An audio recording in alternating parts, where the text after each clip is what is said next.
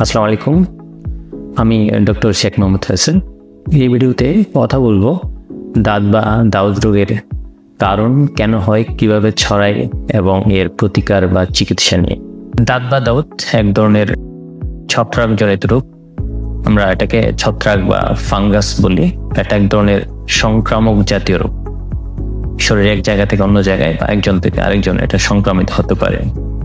এটা শরীরে বিভিন্ন জায়গায় হতে পারে, মাথা থেকে পা পর্যন্ত, এবং সবার হতে পারে, শিশু থেকে বয়স্ক সবার, নারী পুরুষ সবার হতে পারে।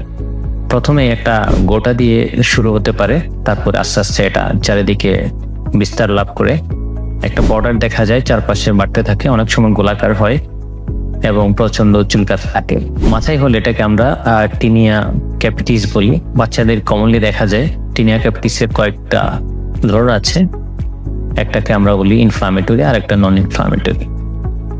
ইনফ্লামেটরির ফলে অনেক সময় এটা পোস্ট দেখা যায়, মাথায় বিভিন্ন অংশ ফুলে যায়, আর নন ইনফ্লামেটরির ফলে বিভিন্ন জায়গায় চুপ চুল পড়ে যায়। মুখে হতে পারে, এটাকে ফেসি বলি, টিনিয়া ফেসি। শরীরের বিভিন্ন জায়গায় হলে এটা আমরা টিনিয়া কর্পোরিস বলি। প্রথমে যেটা বলেছিলাম, গোল আকার হয়ে ছড়াতে থাকে। রান বা কুচকিতে হলে এটাকে আমরা টিনিয়া ক্রোরিস বলি। এটা একটু ডিফারেন্ট, এটা স্কিনটা একটু কালচে হয়ে যায়, অনেক সময় একটু ঠিকঠ হয়ে যায়।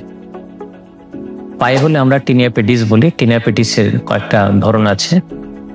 সবচেয়ে কমন যেটা হয় টিনিয়া পেডিসে ইন্টারডিজিটালিস হয়, ইন্টারডিজিটালিস বলি। তারপরে হচ্ছে মোকাসিন। আরেকটা ধরন আছে আমরা বলি আলসারেটিভ, এবং ভেসিকুলারও একটা ধরন আছে। যেটা মোকাসিন, ওটা পায়ের তলা হতে পারে, পায়ের চামড়া অনেক সময় ফেটে যায় এক্সিমার মতো হয়ে। কাদের বেশি হয় এই দাঁত বা দাউদ রোগ? যাদের শরীরে ঘাম হওয়ার প্রবণতা বেশি থাকে, যারা টাইট ফিটিং কাপড় পরে, আক্রান্ত ব্যক্তির সংস্পর্শে থাকলেও এই রোগটি ছড়াতে পারে চিরুনি, তাওয়াল বা বিছানার কাপড়ের মাধ্যমে। যাদের নিয়মিত পরিষ্কার পরিচ্ছন্নতার একটু ঘাটতি থাকে, তাদের এই রোগ হওয়ার প্রবণতা একটু বেশি। শরীরে রোগ প্রতিরোধ ক্ষমতা কম থাকলেও এই রোগ হতে পারে, যেমন ডায়াবেটিস বা কিডনি রোগ যাদের হয়। যারা নিয়মিত স্টেরয়েড জাতীয় ওষুধ সেবন করেন, তাদেরও দাঁত বা দাউদ বা ফাঙ্গাস রোগ হওয়ার সম্ভাবনা বেশি থাকে। এই রোগ নির্ণয়ের জন্য আমাদের সাধারণত তেমন পরীক্ষা নিরীক্ষা দরকার হয় না। আমরা রোগীদের এই সাইন সিমটম বা উপসর্গ দেখে রোগ নির্ণয় করতে পারি। তবে অনেক সময় মাথার বা পায়ের বা হাতের রোগ নির্ণয়ের জন্য, ফাঙ্গাস বা দাঁত রোগ নির্ণয়ের জন্য কিছু সময় আমাদের পরীক্ষা দরকার হয়। তখন আমরা স্কিন স্ক্র্যাবিং বা হেয়ার প্লাকিং করি। আর রোগীর ইমিউনিটি স্ট্যাটাস চেক করার জন্য আমরা অনেক সময় কিছু ব্লাড টেস্ট করে থাকি। দাঁত রোগের চিকিৎসায় আমরা দু ধরনের ওষুধ ব্যবহার করি। একটা হচ্ছে লাগানোর ক্রিম বা লোশন বা অয়েন্টমেন্ট, অ্যান্টিফাঙ্গাল মেডিসিন লাগানোর। আর একটা হচ্ছে অ্যান্টিফাঙ্গাল মেডিসিন, খাবারের ওষুধ। খাবারের ওষুধের মধ্যে আমাদের কমনলি যেগুলো আমরা ব্যবহার করি, ফ্লুকোনাজল, ইট্রাকোনাজল, টার্বিনাফিন, কিটোকোনাজল, অনেক সময় ক্ষেত্র বিশেষে বরিকোনাজল। লাগানোর ওষুধগুলোর মধ্যে কমনলি যেগুলো ব্যবহার করা হয়, ক্লোরেকোনাজল, ইকোনাজল, ক্লোট্রিমাজল, সাইক্লোপাইরক্স, হোলামাইন, এইসব জাতীয় ওষুধ। দাঁত রোগ হলে আমরা রোগীদের কিছু পরামর্শ দিয়ে থাকি, কিছু জিনিস মেনে চলার উপদেশ দিয়ে থাকি। তার মধ্যে অন্যতম হচ্ছে ঘেমে গেলে অবশ্যই কাপড় বা জামা কাপড় পরিবর্তন করতে হবে।